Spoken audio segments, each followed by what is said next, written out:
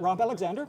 Been working with Magic since the very first set, and yeah, most of you, of course, know me for the land cards. It's what I love to paint, and that's what I'm happy as painting. So that's me. I will show you a card, and you will tell me what do you feel seeing this. Okay? Okay. Okay. Take it. Oh, okay. I thought it was going to be like a magic trick. Okay. Yes, Taiga. What can you tell me about this? Home. Home? It feels like home. I grew up on the edge of the Canadian Rockies, so this is very much the type of terrain that I spent a lot of time in growing up. From the time I was about 13 until I left the country when I was in my 20s. We were out there an awful lot, hiking and camping in the summer, skiing in the wintertime. So yeah, I got a card that said taiga. I'm like, well, I know exactly what a taiga is, and I know where I can get all sorts of reference for it. So yeah, when you ask what do I think of when I see that one, home. What is like to be one of the very first illustrators for Magic the Gathering? Twilight Zone. I still pinch myself. Back in the day, nobody thought that the game was going to last nearly as long as it has. It's been incredible to work on it and be involved in it, see the evolution and the change and the growth of it, the maturity of it, the continued love and acceptance of it from the audience and the players. I'll go to Magic shows and I'm talking to people that started playing it 15 years ago that are still young by my standards, or people that got into it at the very beginning that are bringing their children along, but they've gotten into the game now. It's really become a strange generational thing, and I feel so lucky to have been given a front row seat to all of that. And can you tell me how was the project presented to you at the beginning? What convinced you to work on it? Okay. Let's see. So in the very beginning, it was much less structured and refined than it is now. So the art director, Jesper, gave me a call, and I said no, because I was working on a couple of other little projects, and I didn't really feel I had time for anything. Plus, I had worked with Wizards before they had Magic, when they were going to be a role-playing company, and didn't necessarily enjoy the experience. I found it kind of chaotic and the feedback frustrating. So I think the first 2 or 3 times Jesper called, I said no. And then I was talking to a friend of mine back in Canada, and he said, yeah, the company can be, but Jesper's cool. You can work with him, you can trust him. He paid me out of his pocket and settled. So the next time Jesper called, I said, okay, what do you got? He said, well, we're close to the deadline. Just come on down to the office, because I lived in Seattle. Take a look at the list of cards, pick whatever you want. And I just need paintings. Don't worry about sketches. Don't worry. We're running up against the clock. I need paintings. So I went, okay. You know how to paint. So. I know how to paint. I think I can do this one. Really didn't understand the game at all, though, in terms of how the color mechanics were going to be working and interrelating with all the cards. So they tried to explain it to me, and the best they could come up with was the colors were kind of like tapping into the ley lines or magnetic lines in the earth. And each one did a separate, unique function, or had a different function, and therefore the cards and their effects were extremely color-based. So I looked at the land cards, and I thought, okay, well, if you're doing a mountain, that means you're kind of doing a red painting. If you're doing an island, you do blue painting. Well, here's these ones that have 2 colors, so I can use more paint. And have more fun with it, which was the reason I took the dual lands. I didn't know what they were. I didn't know how they were going to play. I had no idea that anybody was still going to care about them 30 years later. I just wanted to be able to have a little bit more fun with the actual paintings. And then when the game came out, we had a little sort of release party at Peter Atkinson's backyard barbecue, and we busted open a bunch of starter packs for Alpha and played cards naked on the table. And it was so much fun watching it actually in situ and seeing how the game played out and seeing how the mechanics actually functioned. I had a great time. So I said, if you do any more sets, give me a call. And they kept calling. And if you hadn't worked on Magic, do you think you would have played the game? Probably at some point, because I do love playing games. I grew up playing games as a kid. Which kind of games? We played card games all the time, but more traditional, like 52 card games. Yeah, right? Okay. Exactly. But that was something that had always been a part of my life, kind of growing up. And I played Dungeons and Dragons and Gamma World and all the the fantasy things. So I think definitely our paths would have crossed, and I probably would have enjoyed it and probably not stuck with it as long as I've been a part of it as an artist. But I could certainly see myself having played it and enjoying it. And right now, do you play a bit Magic the Gathering? Very badly. And what do you like in this game? Or why do you think you are a bad player? Because you don't play too much? Because you don't have time to train yourself? That's part of it. I don't play very often.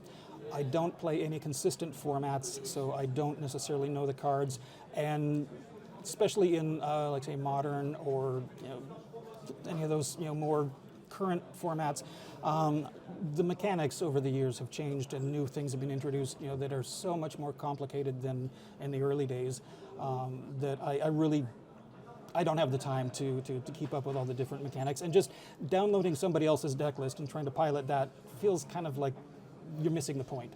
For me, the enjoyment was always just the casual, sit down at a table and play. You're mostly talking to your friends. It doesn't matter if you win or lose the game, right? So I ended up playing a lot of Commander with my son, sometimes at an event or something, if somebody's doing a cube or a draft or something where everybody's on kind of a random footing. I'll sit down on that just, again, for the enjoyment of it. I don't expect to go away with a win, but that's not the point. Yeah, you see it more like a social game? Yes, I do. Not a competitive one? No, Okay. for me, the competitiveness would take the fun out of it. Either there wouldn't be any point because I'm not any good, or it would become very time-consuming because the whole point of it is to compete and to win. Now, I do have a strong competitive streak, but I think for me that would ruin the enjoyment of the game that I get just casual play. Okay, thank you. Can you tell me more about your technique of painting, and why do you use only one technique? Well, there's two, basically. The first 15 years or so for Magic, so pretty much half of it, was all watercolor work. When I first was getting into Magic, that was the medium that I worked in. It was something that I was very comfortable with. I enjoyed the way that the paint responded on the paper, and I was just starting to get into the market doing covers for books and things, which required something that looked more like an acrylic or an oil painting, so I was really kind of pushing my watercolor in that direction. And that was really just kind of studying the watercolorists from about 100 years ago that worked with a little bit of opaque gouache or Chinese white or something in there to get an opacity and a look in certain passages that would seem more like oil or an acrylic. And then eventually, I ended up taking a workshop actually in oil paint, sort of a Venetian technique, multiple layers of paint, from a fine artist named Jeffrey Lawrence in, I want to say, Santa Fe, New Mexico. Anyway, but his process, breaking it down into layers that you could easily wrap, in my case, I could wrap my brain around, and they would dry quickly enough that I could go into them the next day. That finally allowed me to come up with a process that I could work with oil paint and still meet the deadlines. So then once I kind of had that sorted, I pretty much put away the watercolors and just completely jump ship over to the oil painting. So now it is more like that, where there will be some sort of an underpainting put in, whether it's black and white or monotone brown or something like that, usually with acrylic just because it dries so quickly, and then go over that with at least 3 layers of oil paint. So it is kind of more of a classical approach to it, which is something that's always appealed to me, drawn me into the artwork, and allows me to, I think, get more subtlety and complexity than if I was doing it in like a single layer of paint, like a la Prima or something. For me, it works better, and it's not that dissimilar from watercolor, even though the actual paint application process between the two mediums is a complete reverse. In watercolor, the light values are preserved, are where you have preserved the white of the paper. So that's the area with the least amount of paint, whereas in oil paint, the brighter areas are where you have piled on the paint the most thickly. So your white is not preserved, it's actually built up. And your darker areas are the really thin, transparent layers of paint. So pretty much backwards. Do you remember the moment you realized that you were becoming well known and that people like or love your work?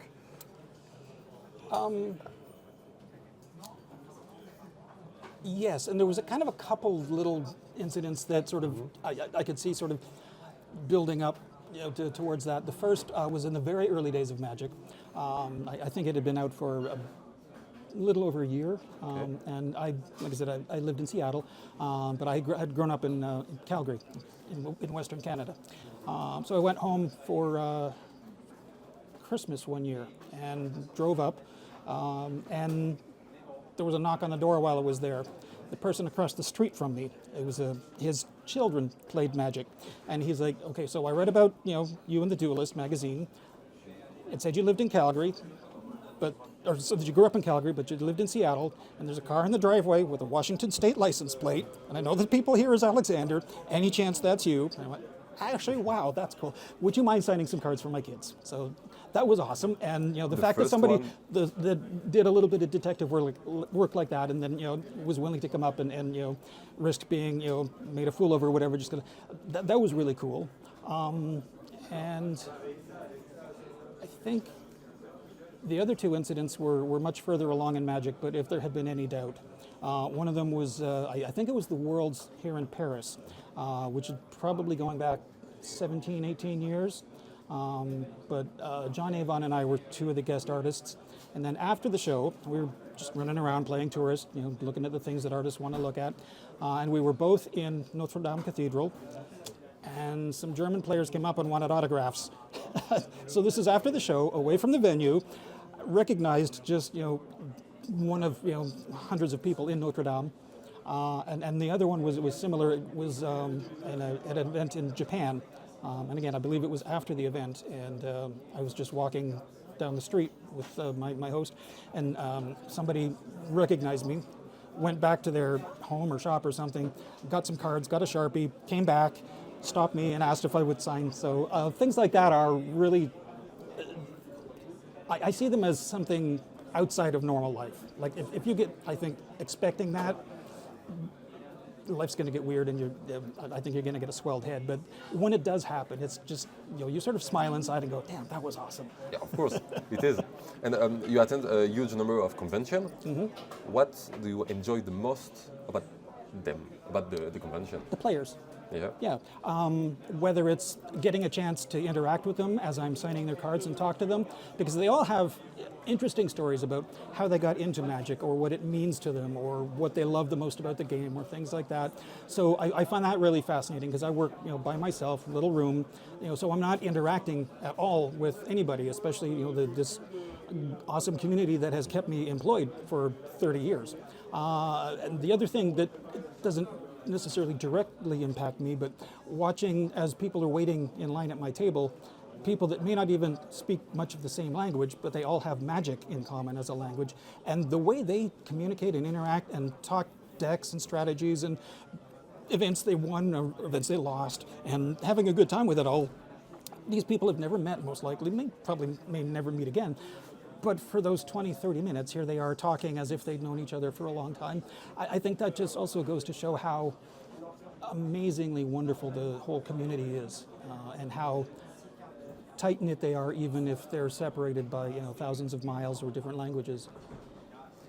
One last question. Sure. With all the experience you gain over the years, do you have maybe any cards you would like to riddle or correct? Oh, sure. Which one? Why? Do you have maybe an example? Let's see. A couple of them just because they were done in watercolor, and I feel in retrospect that was not the best medium to communicate that visual. Like Lava Blister was one, Tectonic Shift, anything like that where there's a fire, molten lava, and some sort of glowing effect like that. Watercolor is not necessarily the best medium of choice to reflect that.